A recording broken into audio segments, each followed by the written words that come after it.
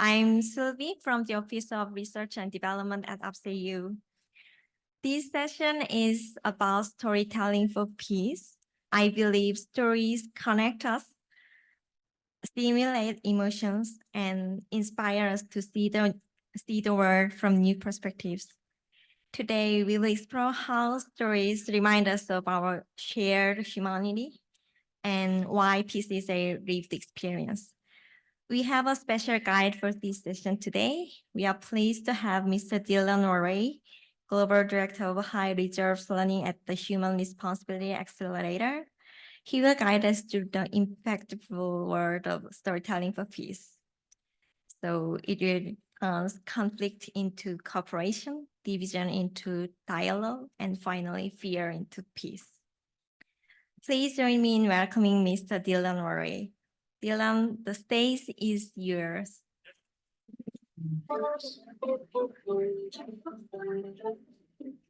Good afternoon, everyone. In South Africa, we have 11 official languages.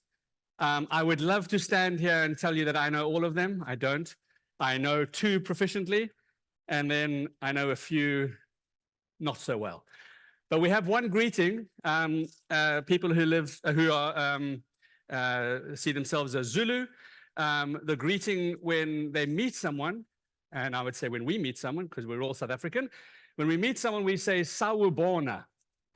And Sawubona means I see you. So what I'd love you to do is turn to the person next to you and say Sawubona and see them. No, I think you got that wrong. I didn't say look at me and say Sawubona. Turn to the person next to you and say Sawubona. There we go. Okay, because now they've been seen. Professor Ulster really set a stage for what we're going to do today for the next hour and a half when she spoke about the power of storytelling. And stories, as I'm sure most of you know, really do have power. The stories we tell of ourselves and the stories we tell of each other, sometimes those stories can divide us. But those same stories that we tell of ourselves and the stories we tell of others, sometimes they can bind us and unite us and bring us a little closer together. And so we're going to focus on the power of those kinds of stories, the ones that unite and bind us. And our stories are important because the stories of ourselves, in our stories, we reveal something of ourselves to each other and to the world. And our stories, they let us be seen. They let us feel we belong. And when we listen to the story of someone else, then we have the opportunity to see them, to move over to their side, to cross over to their side, and sometimes to be pulled by the connection. And I'm struck by the logo for this year's GCED of this string and wool that pulls us and connects us. And stories do that. And so today, I hope, and we hope, my fellow storytellers, that you get to feel some of that connection and some of that pull, not just from here, pulling down, but also from within your group, down there, not down there, that sounds wrong, within your group, just over here. So we're going to hear 2 stories from 2 really incredible and inspiring people. And you're also going to hear a little bit of a story from the people around you today. And so the session will be a bit of telling stories to each other and also listening to the stories of each other, which means I'm going to need your help. Because as you can imagine, there are, I don't know, my maths was never very good, but I imagine there are around 200 people in this room. And there are going to be times where I say, okay, now you're going to talk to the people around you or next to you or all over, and you're going to get involved in a conversation. And then I'm going to ask you to bring that conversation to a close. And you can imagine, for those of you who've ever been teachers, sometimes it's hard to bring a conversation that is really getting going with just a room of 30 people. And now we have 200. So my request to you is when you hear the phrase, please can we bring the conversation to a close, that you bring the conversation to a close. And then there are going to be some times where I'm gonna hand the mic because we're going to get some feedback or some thoughts from someone, and then they're going to be sharing. Ma'am, what is your name? Can I just see your name tag? Pranati. Maybe Pranati's got the mic. I'm just picking on you here, so apologies. And you're sharing, and then you're going to see me come just a little closer, and a little closer, and a little closer, and the signal is exactly. It's time to finish that story and round it up. Okay? Simple thing. Please bring the conversation to a close. And then if you see me wandering too closely to you, you know, okay, I better find the next sentence to end. You're going to be needing your notebooks, and you're going to be needing the pen that you've been given that's in your bag. If for some reason you've misplaced that already, feel free to use your phone to take some notes, because there's going to be a little bit of that going on. Okay, so that's that part there. All right, so let's begin. And let's begin with the first part of every story, because every story begins with one single word. And so let's begin with that. What I'd like you to do here in the room now is, in one word, think about how you could describe the most significant positive impact that your work has had on contributing to peace. Just one word to kind of sum it up. To help you, here's some examples. To help you, here's some examples. Maybe inclusion or compassion, championing, support, resilience. Those might be words that sum up the contribution that you feel your work has made in some way to contributing to peace. So you don't have to pick my words. That's just in case you get stuck. And I'm going to give you 10 seconds to think of the word. And I want you to write that word down on that sheet of paper. Don't have to tell anyone yet. Just that one word that sums up the impact that you think your work has in contributing in some way to peace.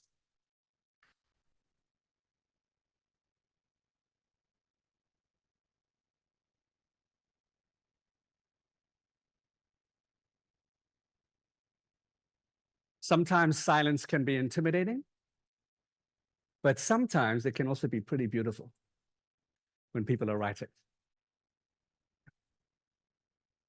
Okay, so that's the first thing. You've written your word, one word that sums up this impact that you've had on contributing to peace. And all of us in this room have had some impact.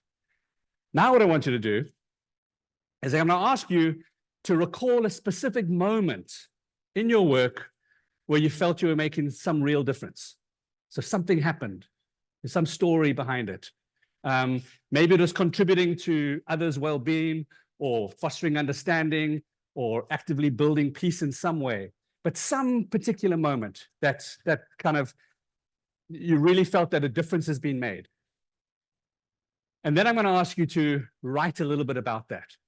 But to help you, because we all need a little help sometime, I've got a couple of starters to your story. So here's one that you could choose. You could make up your own if you wanted to, but if you're stuck. So you could say, one moment in my work that made me realize the importance of, and now you insert your chosen word. So let's say mine was compassion. Compassion was when? I remember a time when I saw the impact of compassion on someone else, and it made me feel, and then you complete it. So these are kind of like our starters to the story. So you take the word that you wrote down, and you're going to choose a sentence that you think kind of fits. If none of them fit, well, make another sentence. That's okay. You're going to put that word in, and then I'm going to give you 2 minutes to just try and non-stop write the rest of that sentence. Well, we've been more than one sentence, but the rest of that thought. Let me just see. Yeah, well, go back. Okay. Does that make sense? At the back? Yes? Okay, I got one person who made sense, so that's perfect. That's all I need in the room.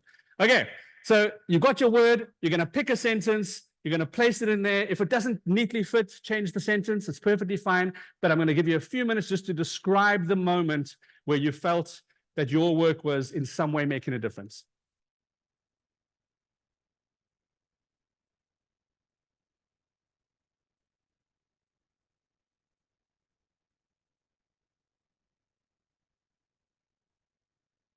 Yes.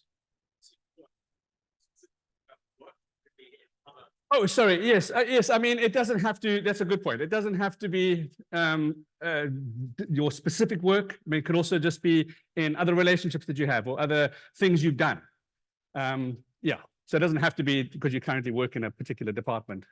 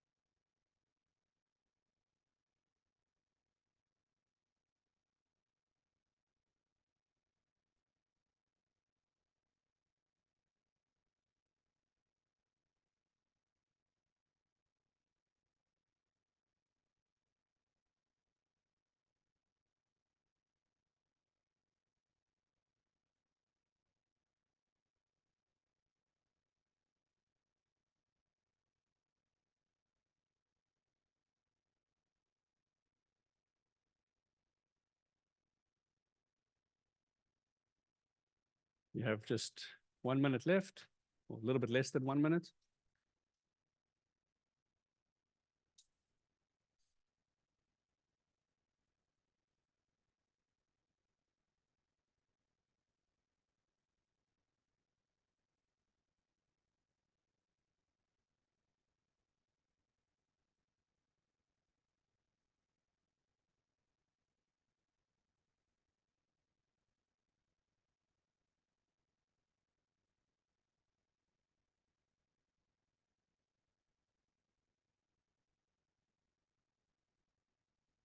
Okay. Sometimes stories aren't totally finished, and that's okay, as long as you've made a start.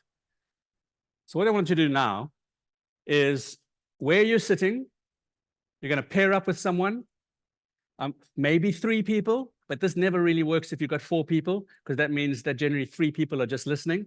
So try do 2 or 3 people, and I want you to share your chosen word with them and the selected sentence that you began with, and a bit of the story behind it. You may not get it to finishing the whole story. Remember, the art of good storytelling is leaving a little bit of space for someone else to tell their story as well. So bear that in mind as you share. So you want to share that word, the little bit of the story that you began with, that sentence starter, and then also consider how this person's experience contributed to peace and making a difference. Okay, I'm going to give you about 2-3 minutes. I'll tell you, you'll hear that magic phrase that says, please bring the conversation to a close, and then you know that's when you can stop talking.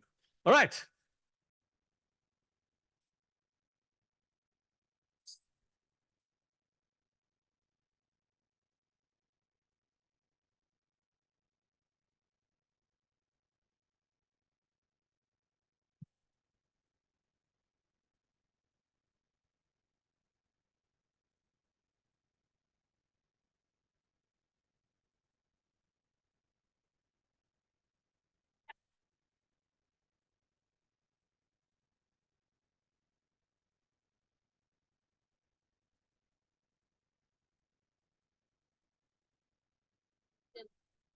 Sorry. No, it's fine. It's fine.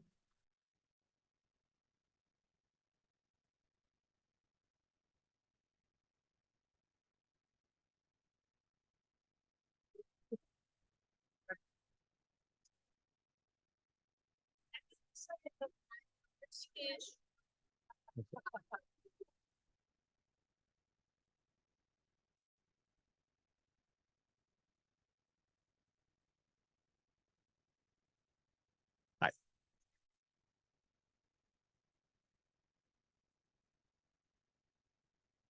All right, if you're still telling your story, you might want to let the other person tell theirs.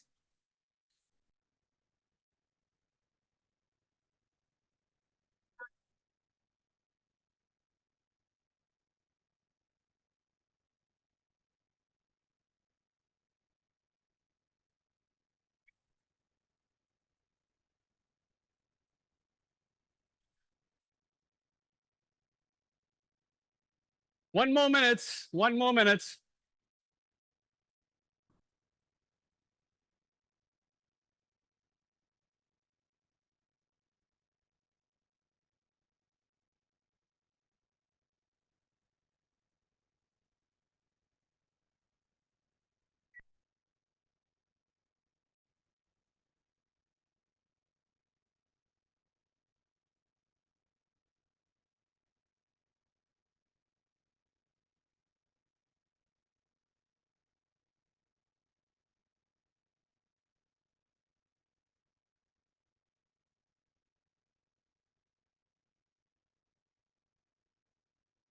Okay, good people. Please, can you bring that conversation to a close? Thank you. If you could gently and kindly and compassionately bring the conversation to a close.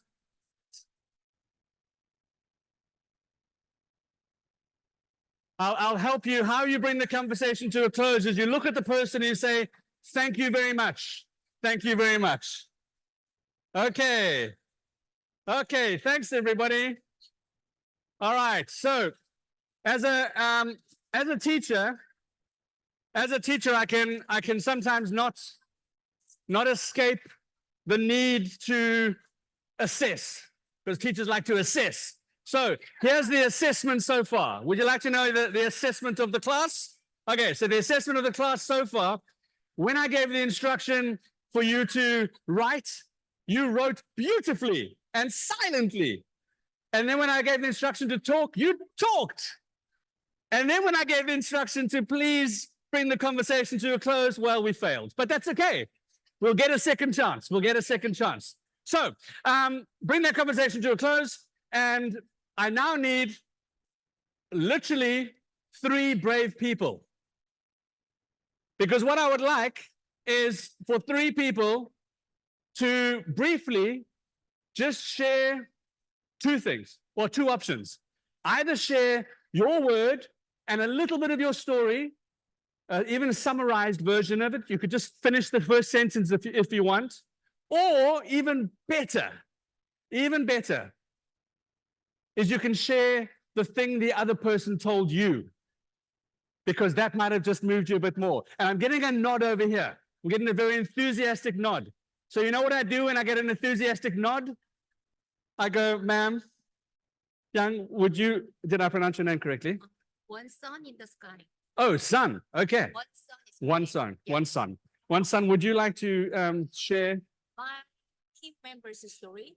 Yeah, would you like to? Yeah. Fantastic. All right, everyone. One son's going to share what her new friend Lim came up with. Yuna. Okay. Lim Yuna. And bring those conversations to a close, because the best thing about a story is listening to the story. Yes. Okay. Listen, please. Actually, I met Yuna for the first time in this seminar. She gave me a story which is very effective, because she just finished her thesis and she got a email. Was it email from Hong Kong? She's studying in Seoul National University now, but she just got an email from one teacher in Hong Kong, and she said her thesis helped her lesson so much, so she affected a lot. That's all. Fantastic. There's something about being thanked and getting gratitude. It feels good, hey? Yeah, it feels good. Also good to say it. Thank you. All right, so 2 more brave people. All right, here we go. Hello, Seema. There we go. Thank you. Thank you so much. So I was very, very impressed and touched by the story which was told by her, because I felt that it is not only related to empathy. The 3 suicides which her school children committed was something that led her to take GCED ahead in the right sense. And I think that is something which is not just empathy, but walking further and moving towards compassion, finding a way, and not only finding the way, but showing that way to others, so that the other students get a better life. And that's how she has taken GCED ahead and made GCED her lifeline. Thank you. Thank you, Seema. Thank you. And then it feels like I've been in the back too much. I think we've got to go to the front, because people at the front, they think no one's going to pick on them because they're in the front. Like everyone always picks on the back. You know, that's what I would do as a teacher. So we're going to go to the front, somewhere near the front. Do you notice how there was a little nervousness? Everyone sat up a little bit more. Oh, okay. All right, the mic's going to drop in 3, 2, 1. Who would, anyone at this table want to share? Yes, thank you. Thanks, Meredith. All right, what I wanted to say, we had not met, and what was very interesting is they both had the same word. They came from totally different places, but they were both from a volunteering situation. You were in you were Indonesia and you're in Tanzania, but they both use the word understanding and how important that was. So that was, and Fantastic. they were both so shocked when they each had the same word, but they hadn't had a conversation. So Wonderful. Thank you, Meredith. Okay, so we started with a little bit of the connections, as Meredith has even pointed out, that bind us here in our stories. And I'm pretty sure if we had to ask for what the words were, which we'll get to later on, there would have been some similarities in what words stood out for you. And that's the start of the story. We're going to come back to these stories that you've begun to tell as we go through. But we're going to hear from the story of another person. Ludi Bora Deket is going to tell her story. And Ludi is the associate professor and director of Peace and Human Security of the Peace and Human Security Institute at the Western Mindanao State University. I asked Ludi what her word was that would describe her work, and her word was impact. And I think as we listen to her story and we get to know her, I think it'll sound true. Ludi, for you.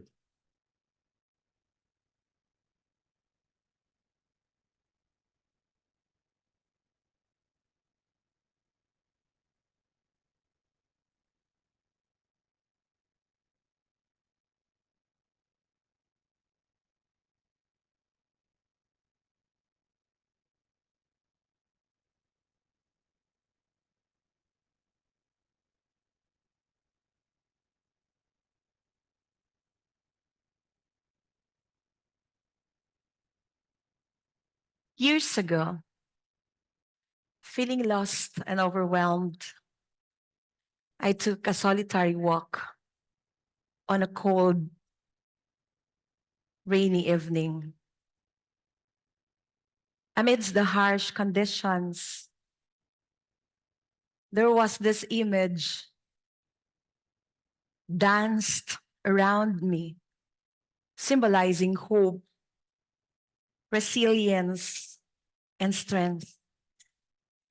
This image stayed with me and has since come to represent the inner strength we all possess.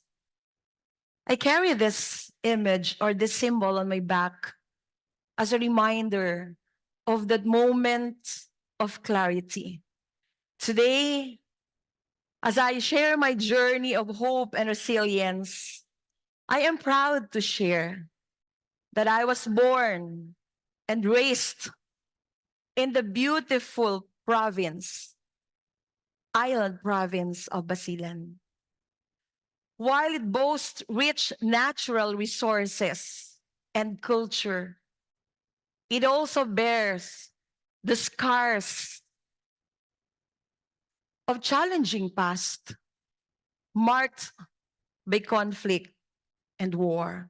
And I know many of you have heard about my story of Mindanao.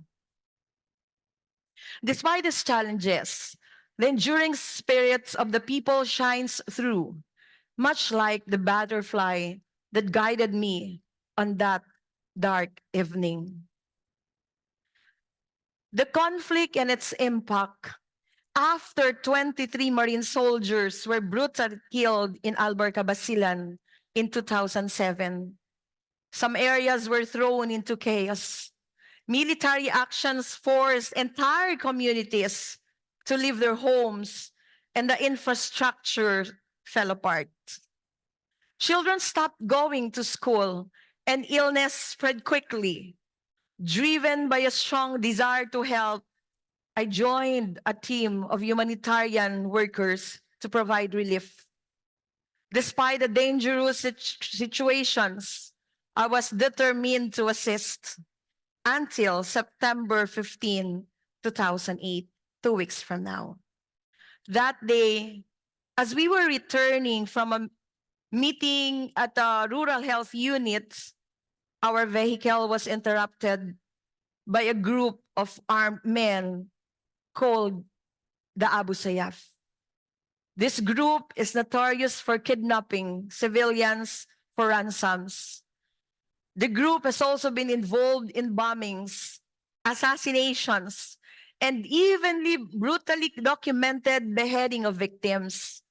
They ordered us to leave the vehicle, and when I hesitated, I was struck with the butt of an M16 rifle. Forced out and disoriented, we were driven into a harrowing escape, running for our lives as abductors feared capture by the military. The emotional turmoil and fear in those moments were overwhelming, and the impacts of the experience profoundly reshaped my perspective on life and even my work. The abduction had serious effects beyond my own experience. I was forced to leave my province against my will. The military wanted me to leave Basilan because I faced another threat of being kidnapped because I didn't have any fear. You know, people in the communities who were helping even more afraid and developed that feeling of uncertain. Many were already displaced and suffering from broken infrastructure. The incident confirmed their worst fears and seriously disrupted our relief work. It also showed just how dangerous it is for humanitarian workers in conflict zones and highlighted the urgent need for better security and support. Overall, it was a strong reminder of the risks and challenges of providing aid in unstable areas. What was the turning point and transformation of my whole experience? The abduction actually changed how I saw conflict and the need for lasting solutions. Seeing the violence and chaos up close, I realized that just doing humanitarian or development work wasn't enough to fix the deep problems causing the crisis. This experience pushed me to focus on peace building and education. I moved out of Basilan. From being a humanitarian worker, I joined the academy. I shifted my efforts to these areas, understanding that true peace and resilience come from tackling underlying issues and promoting understanding. By investing in dialogue, education, and conflict resolution, I aim to help communities recover and build a strong foundation for lasting harmony and growth.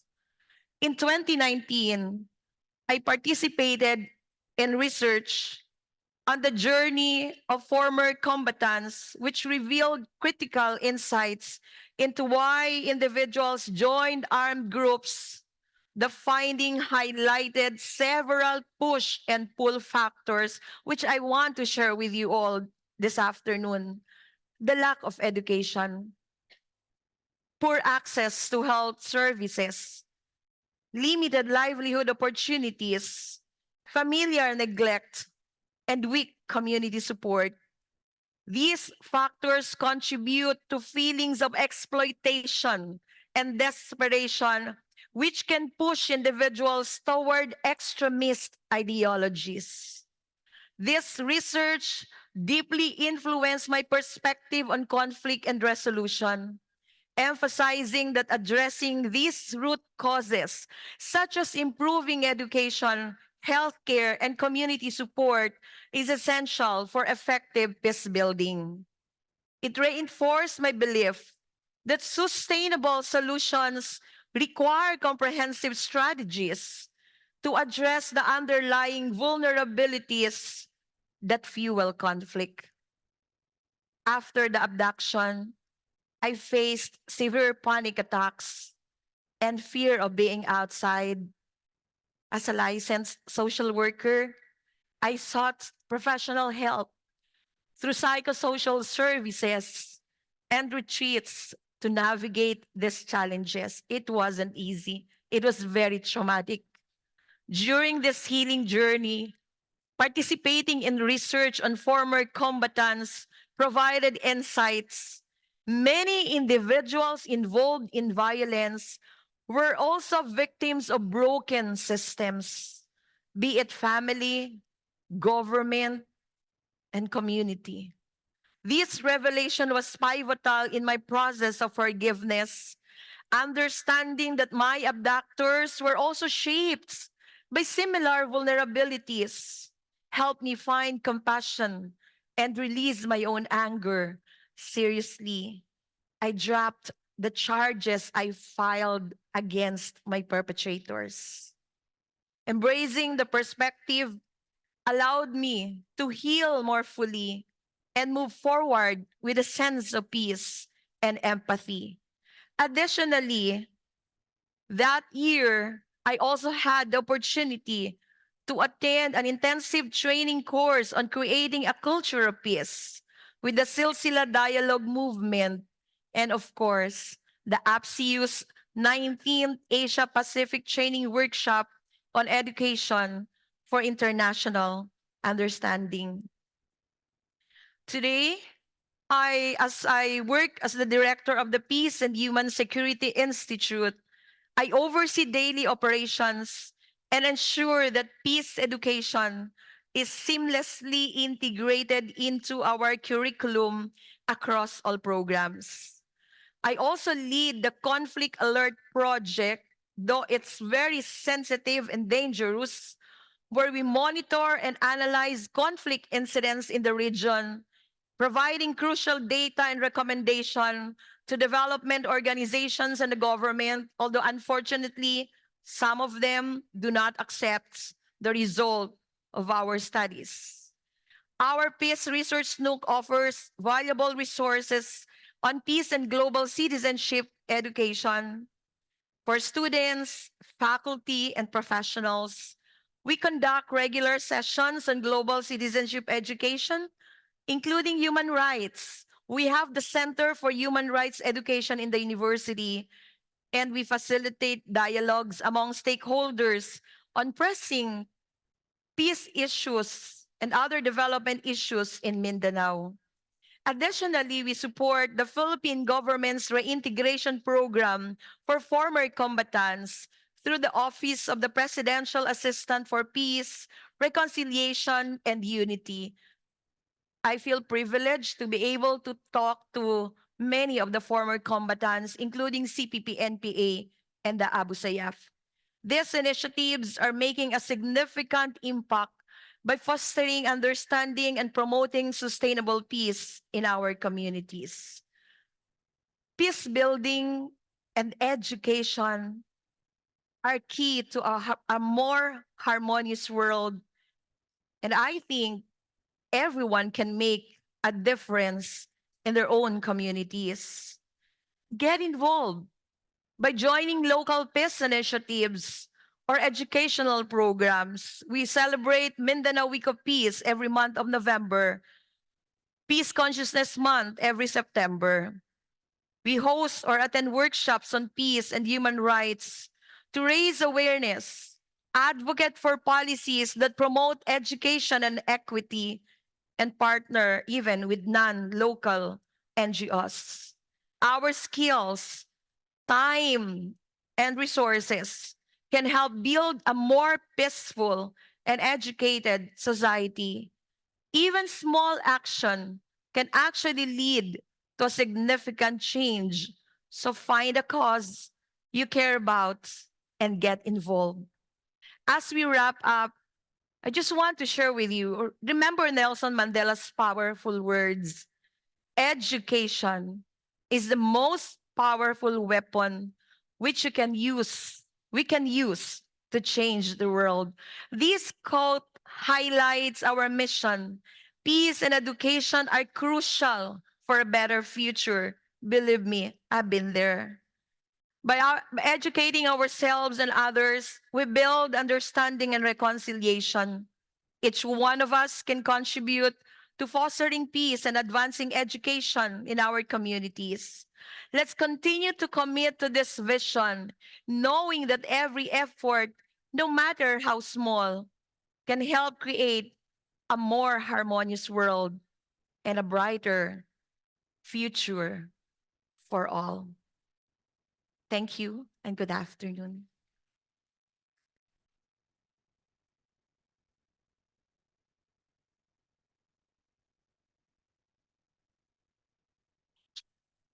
Thank you, Ludi. Oh.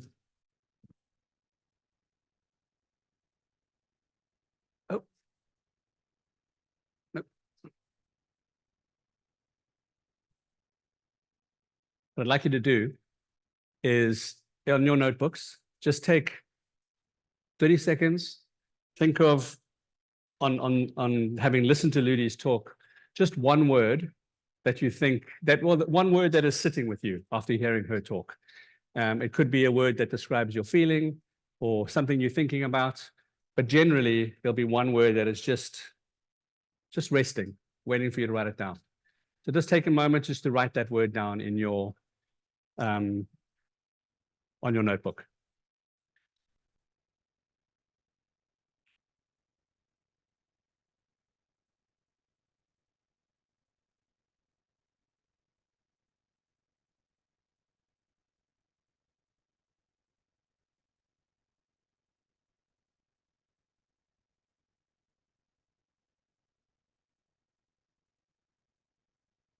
We're going to hear another story of peace, and I'd like to introduce Tanya Saeed, who's the Associate Professor of Comparative and International Education at Lahore University of Management Science. And I asked Tanya what her word was, and her word was empathy. And again, I think that'll become clear in the next few minutes. Tanya? Thank you, everyone. Wow, this is a huge room. It's good to be here. That was a very powerful narrative, and I'm still in that space. But I'm going to today sort of focus on the work we're doing with children around storybooks. And it builds on our discussion that we've had so far today, going to the keynote that we heard in the morning. The idea of the power of stories themselves, the stories we hear, the stories we write, the recognition of our own stories, and the people who recognize them, all impact how we see our place in the world. And as was mentioned in the morning, storytelling has been a tradition across communities around the world for generations. Stories have served an important function of passing down knowledge and wisdom from our ancestors, of helping us to see ourselves through the eyes of another, but also to place ourselves in this world. So in recognizing the importance of stories and storytelling, I'm part of this network called the Education, Justice, and Memory Network, and I'll talk about it in a bit, give you more information on it. So we, as part of the team in Pakistan, started this project on children's storybooks with our undergraduate students. I teach, as Dylan mentioned, at the Lahore University of Management Sciences, LUMS, where we thought we would, get our students to talk about the narratives that they've seen around themselves, the narratives they grew up with, and write stories on those narratives. And we got local artists, local Pakistani artists, to illustrate those narratives. So these narratives are normally narratives that have been missing from our mainstream curriculum. We see, incredible people around us. We see incredible work being done. We are inspired by people, but we really don't sort of focus on those individuals and focus on the reality of the world around us. So the idea was essentially to get our students during the summer break to go back to the places they came from. So for instance, we have this example of Jawari, and these textbooks are there, who is this legendary queen from Gilgit. One of my students who's from Gilgit, Baltistan, went back there in the summer, interviewed community members there to get narratives on this powerful queen and the folklore around her, and wrote this really impressive short story for children in Pakistan to learn about her. Similarly, another student wrote on Tanzila Kamrani. The student is from Quetta in Balochistan. And Tanzila Kamrani is a political leader who belongs to the Shidi community. She and the Shidi community, for those who may not know, trace their heritage to to countries in East Africa, and have faced discrimination. As you know, as we sort of looked at, heard narratives today about the kind of discrimination exists in the world. And you see similar problems in Pakistan, but she sort of overcame those obstacles, and through through that determination is a very successful leader in Pakistan. But children don't know about these stories, they don't read about these stories. So this was our way of bringing her story back into books that children can read and can see themselves in these stories.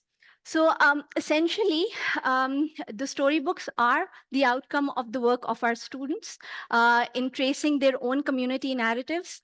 They were illustrated mostly by early career female artists, and each book has been translated into different local languages as well. Now, today you will hear one example of one of these books, a book that is about Senator Krishna. She is a local political leader as well, who belongs to the Hindu Dalit community. Some of you might be familiar with the community. Historically, Hindu Dalits have faced discrimination across the Indian subcontinent, a problem that persists today.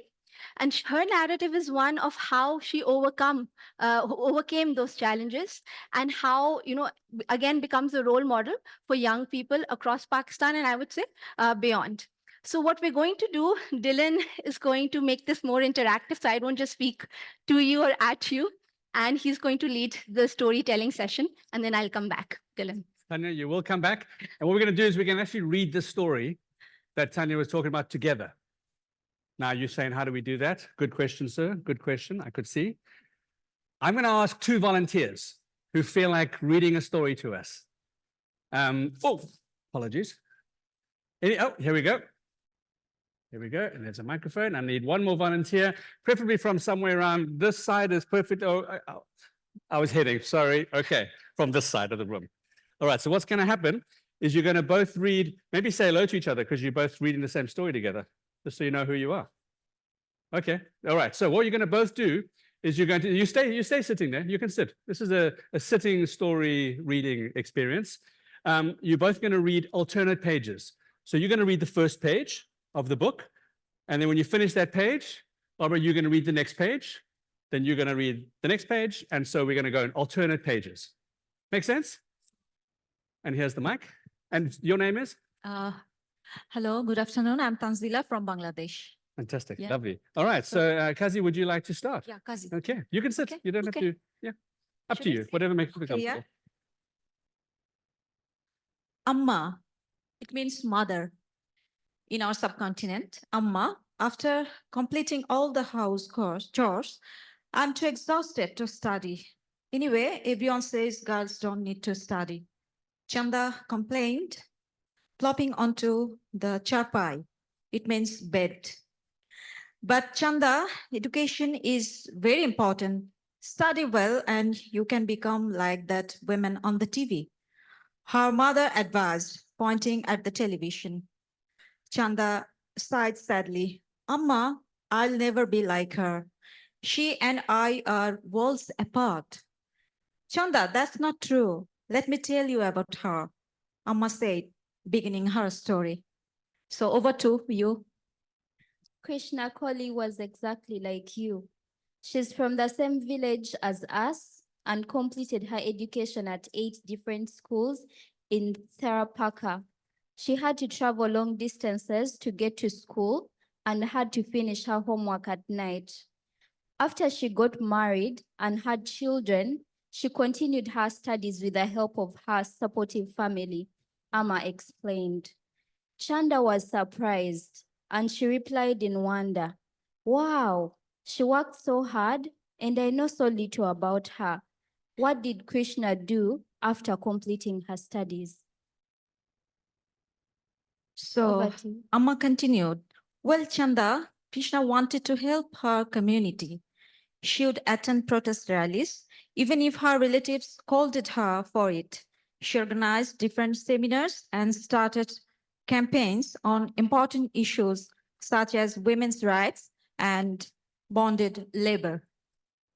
Krishna and her brother worked hard to improve the situation for people living in Thapaka. She campaigned for civic education and helped run the Legal Aid Center in Hyderabad to help those who cannot afford it. She also worked on the workplace harassment bill to ensure that women could work safely in offices. Chanda asked curiously, is she still working in villages? Amma corrected her. Actually, Krishna wanted to do even more. In 2018, she became the first Hindu Dalit woman to become a senator. Since then, she has campaigned for improving women's health and education, such as through first aid courses for women. She also supports minorities as a member of the Senate Committee on Human Rights, representing Pakistan internationally. Krishna visits hospitals to help the sick, visits schools to encourage students, and she has even arranged installation of clean water pumps. Chanda was now full of admiration as she wished, I would like to become a senator too someday. Amma replied lovingly, Chanda, you will face difficulties in life, but if you keep trying, one day you can accomplish amazing things. Chanda declared happily, I have dreams to help my community as well, and I will work hard to achieve them. Thank The you. end. Thank you. Thank you. Thank you for reading those stories. You can hold on to the book. You can keep that book. You can keep that one. What I'd like the rest of you to do quickly, after listening to that story, and by listening to the story, I want you to think of one word that stands out for you. And it could be a word related to the content of the story. It could also be a word related to hearing the story read to you by these two people. Just one word that stands out for you. You can write it in your book if you can, please.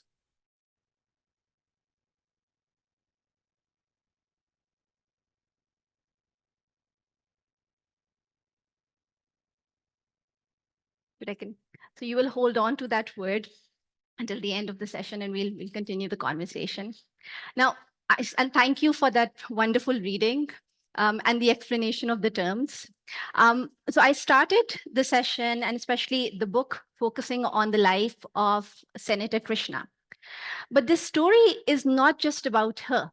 The story shows the heroism of the mother who refuses to let her daughter give up, and the determination of her daughter, who, on listening to the story of Senator Krishna's life, can imagine the possibility of a different future for herself. The stories we hear take us on flights of the imagination, but who we are in that journey depends on whether we can ourselves relate to the protagonists that we admire in those stories.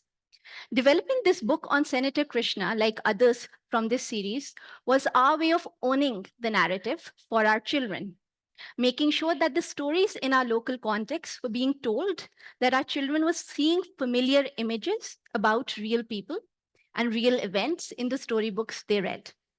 The Education, Justice and Memory Network, or EdJam as we call it, is a project that was started by Professor Julia Paulson, who is based at the University of Bristol.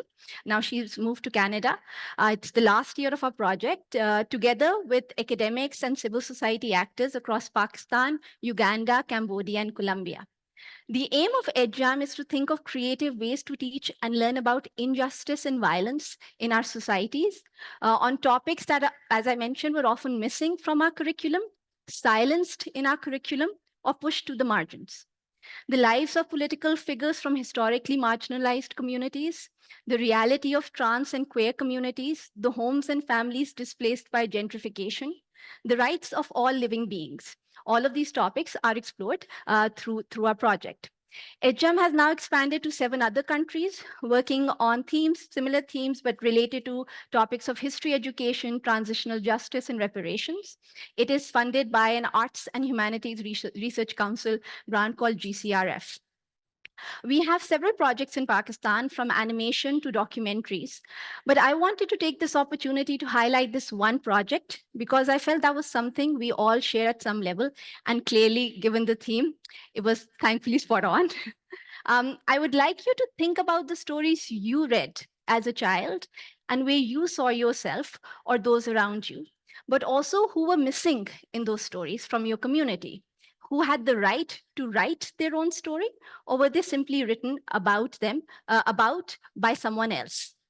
It was also important for us to make sure that the images, and you see these incredible images that were there, were actually represented of the local landscape. If you go back to the artwork, you see the colors and landscape of Sindh, where Krishna Kumari grew up. You hear or read names and terms that the children will be familiar with, so the children can see themselves in these stories. While these books have been translated into different languages, we wanted to make sure that English was also a language in which these books could be read.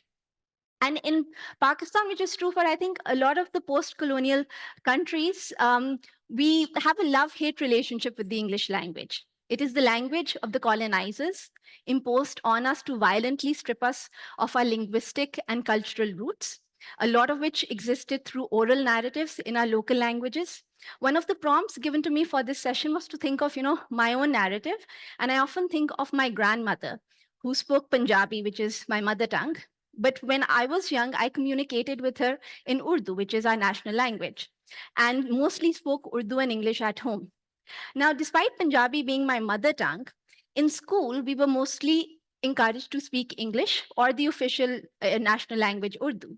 And I went to the Convent of Jesus and Mary, which is a missionary school, but this similar narrative exists across schools where they encourage you to speak English.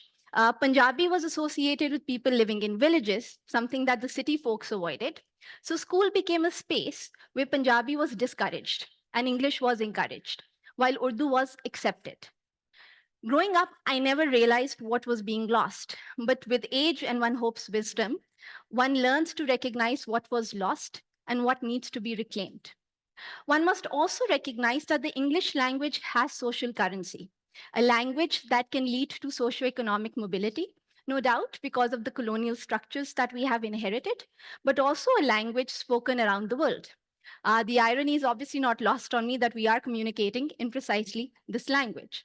It is for this reason that parents all over Pakistan are willing to spend whatever little money they have to educate their children in English medium schools.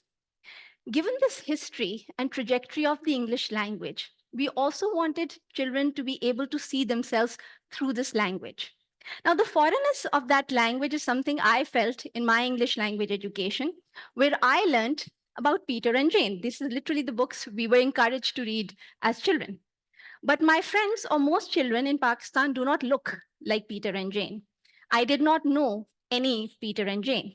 There was a disconnect between these ladybird English books, storybooks we were encouraged as good quality English reading material for us that I read in school, and the world around me.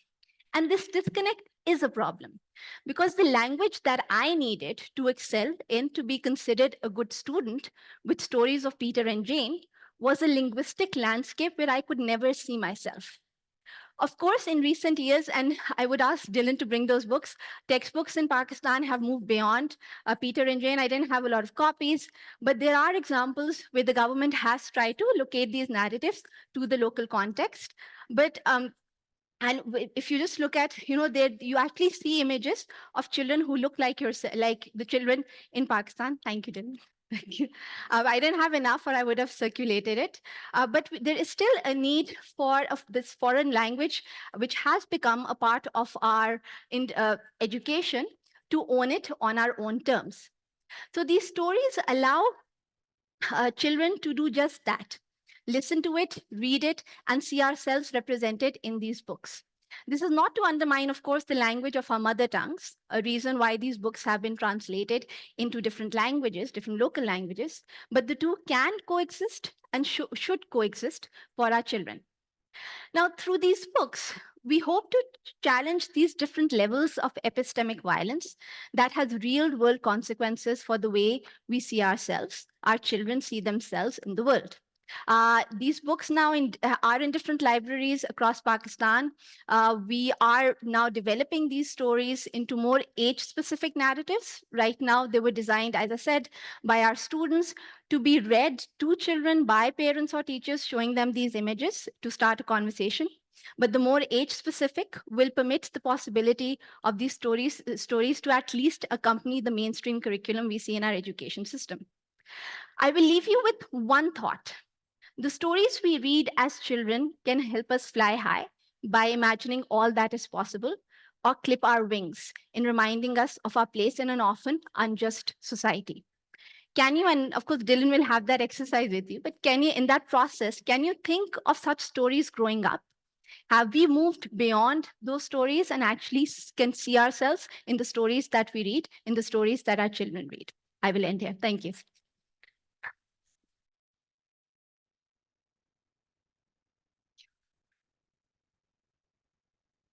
And for last time, after hearing Tanya's talk, the one word that is floating in front of you, you just want to grab and put on your piece of paper, something you're feeling, something you're thinking about, just one word. You can write that down on the piece of paper as well.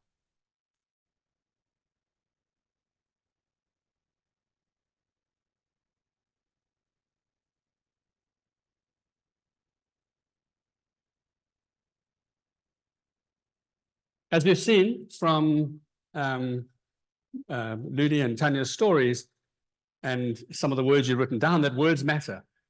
And you've written down 4 words so far today.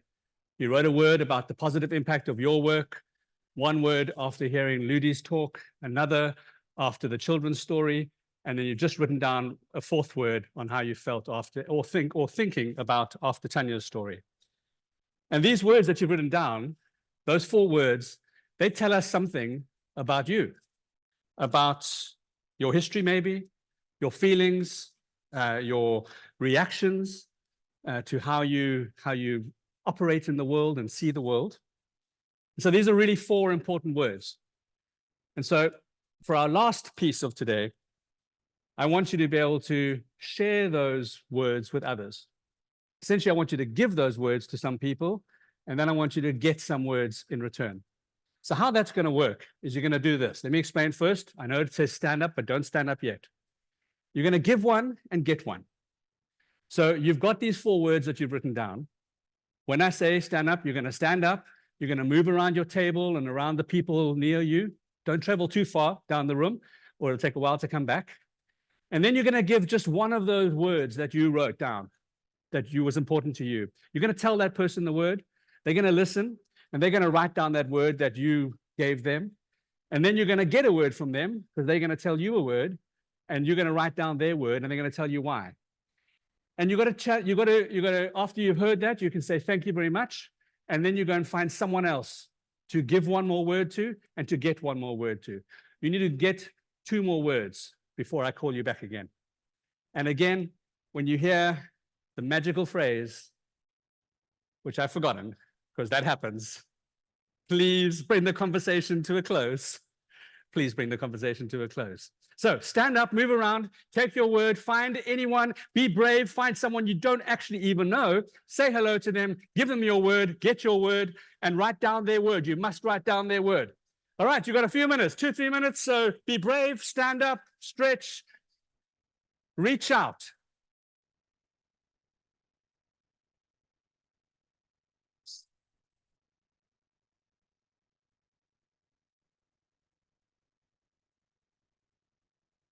Just met, found you. Don't be afraid. All you're getting is a word. All you're giving is a word. And who knows, maybe you'll actually meet a friend. Is that okay? Perfect. I went off script. Magic.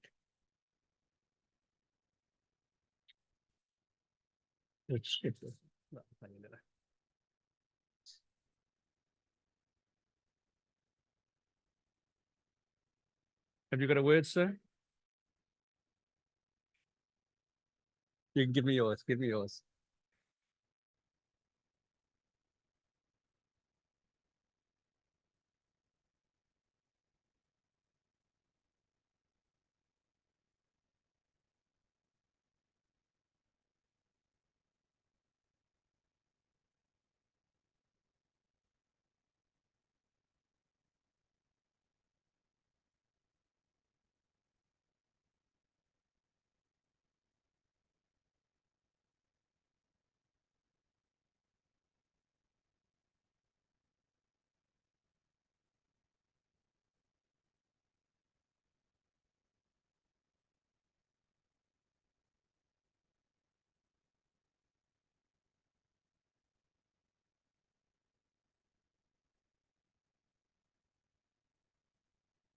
Get one more word, one more word.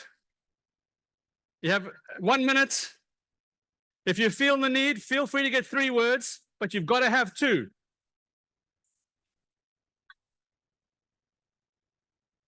Feel free to get a 3rd or a 4th word if you want, but make sure you have 2 and you have 40 seconds.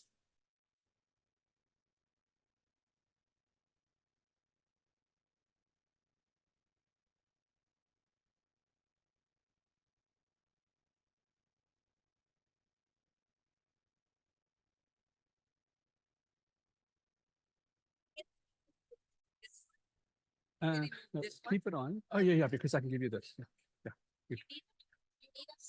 If we-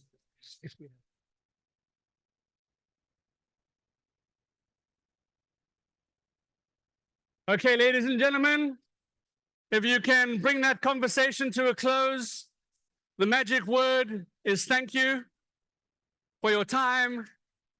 Lovely to meet you. You can always use that as a phrase to end the conversation. You can always say, Dylan has said, I need to stop. That's fine too. If you want to bring that conversation to a close, head back to your seats. Make sure you've got your 2 words. Not a happy person? Hi. All right, have a seat, bring your conversation to a close. Say thank you very much. Thank you for the word. Head back to your seats. Yeah. Head back to your seats. You've got your 2 words. Have a seat, have a seat. If for some reason you only have 1 word, that's also okay. All right, have a seat. Okay. Bring that conversation to a close. Thank you. I know it's hard. It's hard for me.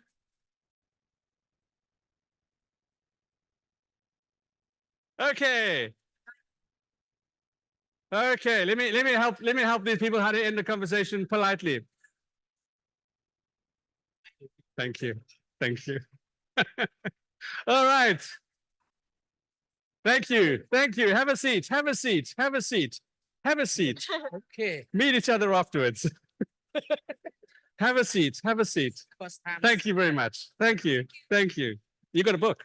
Yeah. Good for you. Okay, have a seat. Have a seat. Have a seat. Here we go. Time is ticking. I have to interrupt for 2 seconds to have a seat. Say thank you and okay, all right. Now, there's one last thing we're going to do. I know the people at the back who are paying attention, they're saying right now in their heads, he already said that was the last thing. Now there's another last thing. What's going on here? Sometimes we forget. Okay. Right. So you should have written on your page, you should have 6 words now. A minimum of 6 words. If you only have 5, don't stress.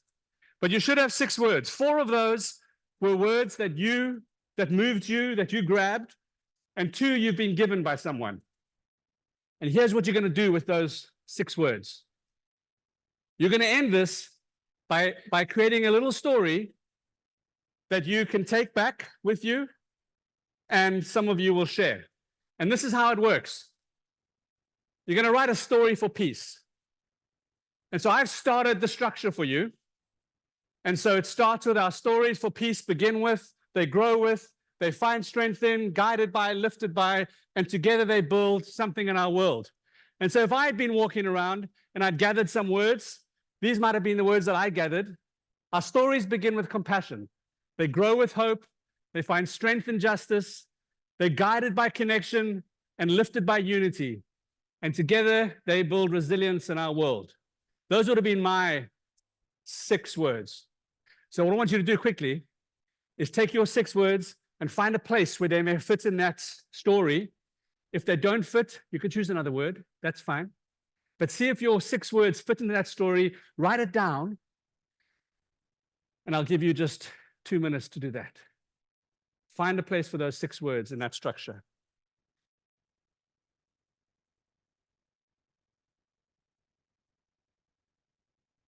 Whoa, what happened? Thank you. So find a place for those words.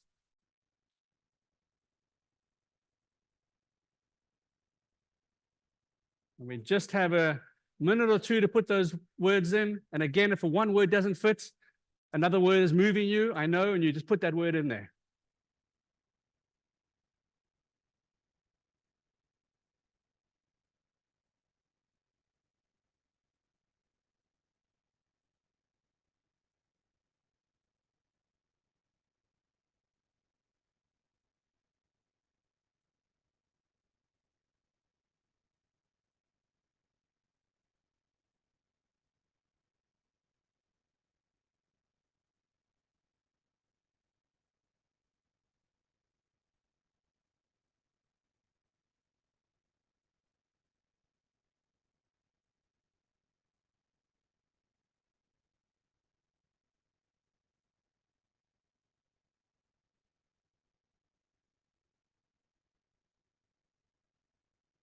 Okay, if you have finished, just do a little quick wave at me, and then I know.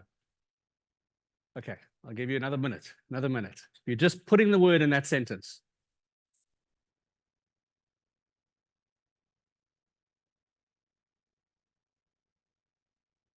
Or you'll find another word to fit in there.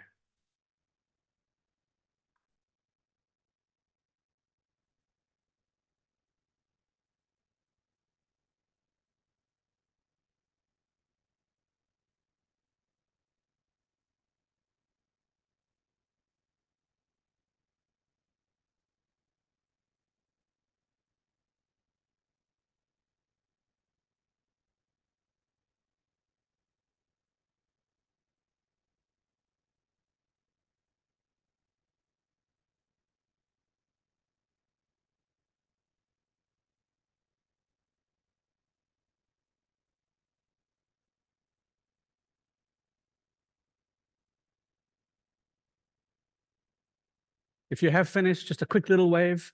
Just a quick little wave. There we go. Then I know. Quick little wave. Hello, hello. I see you.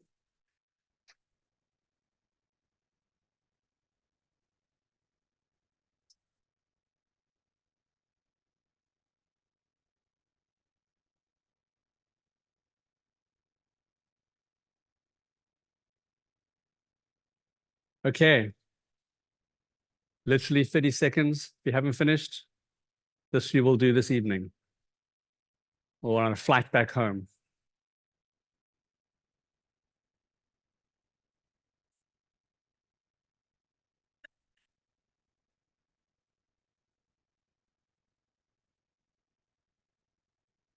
Okay. I know you know what I'm going to do next because you're all clever people. I'm going to ask for one last brave person. But by one, I don't actually mean one. I mean 2 or 3 because we are all one. But we're going to take 2 or 3 people who would like to share their story of peace with their particular words. Who would like to? I'm going to go right over here and then we'll move our way across. You're number 2. See you. Okay. So our stories for peace begin with self-knowledge. They grow with healing. They are guided by conversation. They are lifted by transformation. And they find strength in encouragement. And together they build inspiration in our world. So thank you, everyone who gave me great words. Fantastic. Thank you. Coming.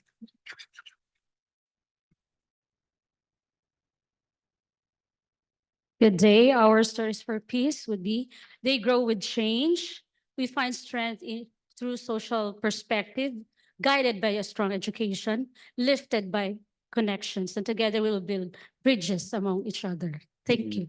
Fantastic. Thank you. It's fine. I'm getting there. We'll get there. Our story for peace begins with forgiveness. They grew with courage. They find strength in gratitude. They are guided by perseverance. They're lifted by connection, and together they build support in our world.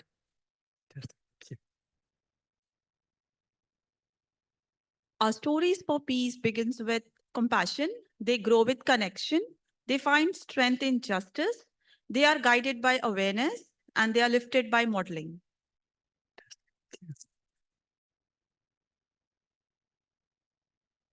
Yeah. Our stories for peace begin with connection. They grow up with resilience. They find strength in questioning. They're lifted by humanity. And together they build love in our world. I love that line. They find strength in questioning. That's beautiful. I'm going over here. I see someone here. I see you. I know you're thinking, how quick can this guy move? Amazing. Our stories for peace begin with compassion. They grow with empathy. They find strength in motivation. They are guided by help. They are lifted by love. And they build peace for the world. Fantastic. Thank you. Now I'm going to take 3 more. Our stories begin with inspiration. They grow with sharing. They are guided by education. They are lifted by determination. And together they build resilience in our world. I'm coming there. I just want to check anyone on the front. I don't want to ignore anyone. Apparently Andy's been chosen. I'll come back. I'm coming there. Our stories for peace begin with hope. They grow with fortitude. They are guided by identity. They're lifted by motivation, and together they build understanding in our world. Fantastic. Thank you, Andy. Thank you, group, for forcing him. Okay, I'm coming to you. You're going to go last. Okay. The very last three people. I'm going to go in this order because then I can end over there. I'm coming to you, not ignoring. So our stories begin for peace with knowing, understanding. They grow with confidence and capacity. They find strength in friendship. I quote because that was my mate who shared with me. Thank you, Sankar. They are guided by the map of the world. The woman said there, that's connection. And together they bring us to empowerment. Fantastic. Thank you. Second last. Our stories for peace begin with inspiration. They grow with resilience. They find strength in compassion. They are guided by history. They are lifted by active listening. And together they build joy in our. Thank you. And finally. Thank you. Our stories for peace begin with joy. They grow with love. They find strength in hope. And they are guided by support. And they are lifted by situation, and together they build unity in our world. Beautiful. Thank you. And so those stories of peace, they really are our stories of peace, because they were words that came from our storytellers. They came from the people you met, and they came from the words that were given to you. So we have a bit of time to go back to our storytellers. And what I'd like is for you to start. If there are any comments you'd like to make about what you heard, perhaps, what you are sitting with right now, feeling. And then if there's time, we may do some questions, but that might be for tea. Can you hear me? Yes. You can stand. No, so I think for me, the way people were talking and the terms that everyone is using, the experience of storytelling from our session in the beginning to in the morning to the discussion right now is so common. And that's sort of, and it's so important to recognize these stories and to actually have the space to have that conversation where each story is considered valuable. Because I think what happens, and that's what our storybooks, also the ones that we developed, showed us, is the extent to which we just tend to ignore the extraordinary in the ordinary around us. We don't think of a mother who's actually the hero in that story for making sure the daughter has a future. We don't think of children and their resilience in the face of discrimination in the school, but they still carry on.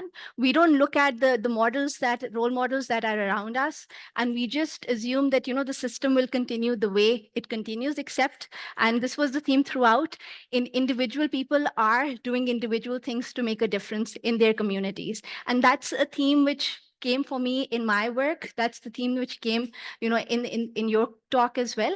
And that's a common theme that seems to be coming through what people have been saying so far. So for me, for reflecting on what we've heard and sort of the work that I do and the work people are doing here, I think that common theme is so important. And we are here from different parts of the world. And we were just talking in the morning of how, diverse this entire room is, but also how similar our narratives are in a lot of ways. So I think that connection for me is important in this storytelling. Thank you, Tanya. Didi?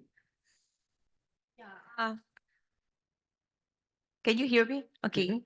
I just hope that whatever inspiration we got from the storytelling this afternoon will continue to bring them with us as we return to our respective communities. Ours is different. I mean, not everyone understands the context of Mindanao. Although I'm happy that some of the participants who are here were not from the Philippines have gone to Mindanao, and of course they have somehow a picture of what is happening in Mindanao. So for us, it's so important that we continue to create more conversations like this and continue to listen to the stories, especially of our students coming from armed conflict regions, because I think what is reflecting from my story while doing my or writing my scripts or my sharing, it dawned upon me that there are a lot of stories on the ground, but very few stories are heard or were heard. So I hope when we go back to our respective communities, to our respective classrooms, let's provide our students that opportunity to share their story so that they too, can find that forgiveness in them, because they too are also victims of war. Our research on the journey of the former combatants revealed that the very reason why they joined the armed groups is because they were also victims of the past. And so it's important in the classroom that we provide our students that opportunity to be heard. Let's create more conversations, more opportunities to listen to their stories. Thank you. Thank you. So I spent the last 2 days with a group of educators at APSEU offices from around the world, and they'll know that I'm a firm believer in the power of storytelling, yes, and the power of appreciation. And so instead of questions, because we can find both Tanya and Syed and Ludi later on, and you can Google them and email them. But what I'd like to do is, for the last few minutes, is just see if anyone would like to share an appreciation, either to our speakers or perhaps to the people that you engaged with during the room for the last while. So it's a moment of appreciation, or a few moments of appreciation. Thank you. Just say your name so they can hear who you are, please. I'm Moushami Mukherjee from Open Jindal University, India. I'm really very glad to hear both the stories. Our wonderful colleague from Philippines, particularly, I wasn't personally, I acknowledge my ignorance. I wasn't very much aware of the story that you narrated. But what struck me most is what you just mentioned, and even on the stage you mentioned it with regards to your ability to empathize with those people who abducted you. Okay, so I think that's very important in any kind of armed conflict situation. To be able to empathize with the aggressor is not an easy job, and something which and also your education, I think, to me, came up very loud in both the stories. The power of education and research, through research, how you were able to get to the root of the problem. They are not enemies, and to understand their own vulnerability also, that they themselves were victims at one point of time, and they have become aggressor coming out of their own vulnerability and their own being victim at one point of time. To get to that, you took to education as something to empower yourself, to do research. Often we don't do that. Oftentimes we don't do that. So I found that really empowering, and particularly also my wonderful friend and colleague Tanya from LUMS, the storybooks work that they have been doing with students, especially Senator Krishna's story. Once again, education as something which I personally also strongly believe in is something extremely powerful that can help not just people to overcome the vulnerabilities they have, but also in your case, to be able to empathize with the quote unquote the other. In this case, the others who are aggressors. And I think it's very significant, particularly, Tanya, when your story of this Hindu Dalit girl from Pakistan who has now become a senator, the story being read out by a Bangladeshi teacher over here, that was Really, I was having goose flesh. Those of you who know the history of South Asia, you would understand why I was having goose flesh. Part of my family from my mother's side is from Bangladesh, but I am an Indian citizen now.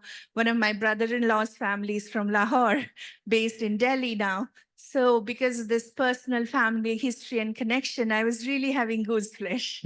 So I literally immediately took pictures and shared it in a WhatsApp group for this global citizenship course that I teach at my university, sharing this story. This is the epiphany for me. A Bangladeshi teacher reading out the story of a Hindu Dalit senator from Pakistan at this conference. Thank you. Thank you. Thank you for sharing that. Thank you.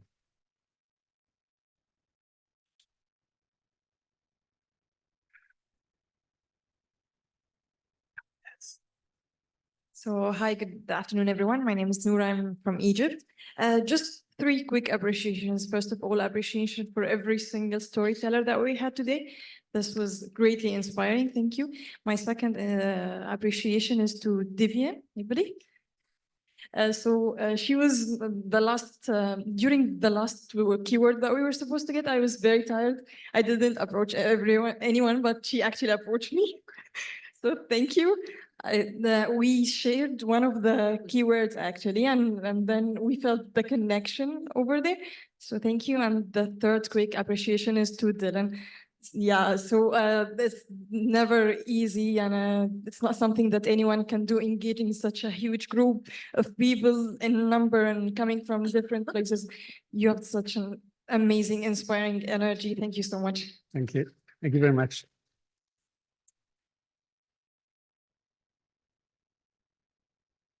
Yes, please. Well, I joined both of you. And in addition to that, I want to express, and I hope you all share this word of expression to the moderator, Dylan, and organizers for putting this non-conventional panel. It was not boring at all. To confess, I brought my computer to do some work stuff. Even I didn't turn on my computer because I wasn't distracted at all. So it was a wonderful panel. And these stories that Ludivina and Tanya shared today with us. And here I want to also thank Shankar, a gentleman from Nepal, and Sung Yong from Korea, that you connected with me thanks to their stories. I chose the first word, understanding, when we were asked to share to find or define one word, how our peace, or from where our peace begins, right? And then I added knowing, because through the session, when the session continued, I learned about your stories, right? And then I moved to write down confidence. So when I heard your stories, I thought, now I'm building up my confidence that there is tomorrow, right? When we have people like you, people from Mindanao, because I know Mindanao, I live in that region, right? Close by, I mean, we know that we have that vision for tomorrow. We have future, right? And I added capacity, because then Tanya joined to tell that through storytelling, you can really expand your classroom, right?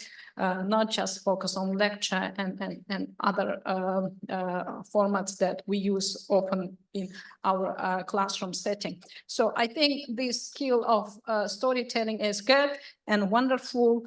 And then all together brings me down to or up to empowerment, right? So I want to take this model, if I'm allowed, and here I want to ask for permission, and I want to use, at least try to use in my peace building class. So if you could share with us the structure or some sample questions, yeah, I would be really grateful. And thank you very much. It was very wonderful. And Dylan, you did a great job. Thank you. Thank you.